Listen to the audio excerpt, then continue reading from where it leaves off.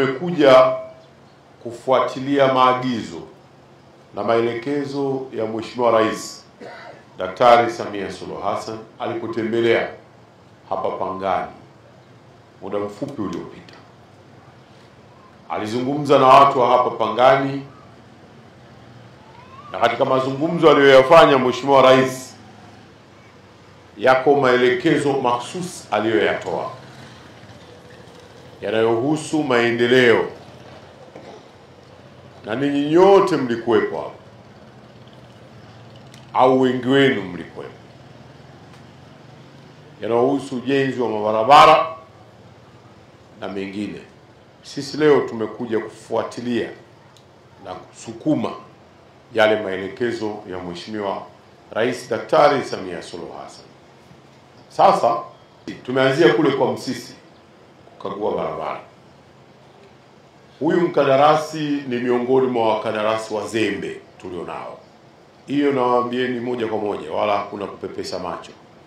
Hatudai senti 10 nyekundu. Tumekwisha kumlipa zaidi ya shilingi bilioni 40. Tumemlipa bilioni 47.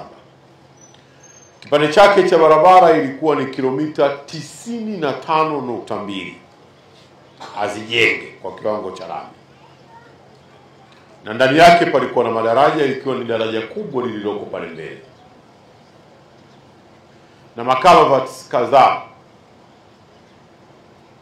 Leo nimetoka kumchukulia hatua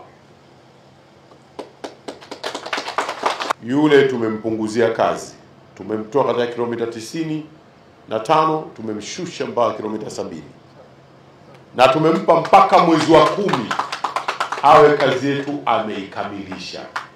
Niwahakikishie watu wa Pangani kwamba hela za mradi huu zipo.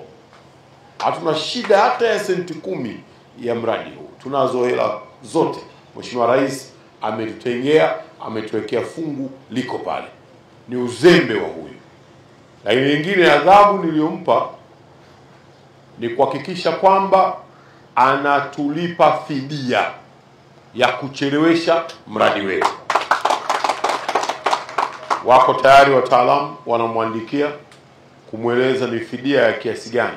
Na jambo la tatu, huyu tunamweka katika wale makandarasi wazembe ambao kesho na kesho kutwa akiomba kazi nyingine, sisi tayari tunayo nukuu ya kwamba huyu ni mkandarasi mzembe.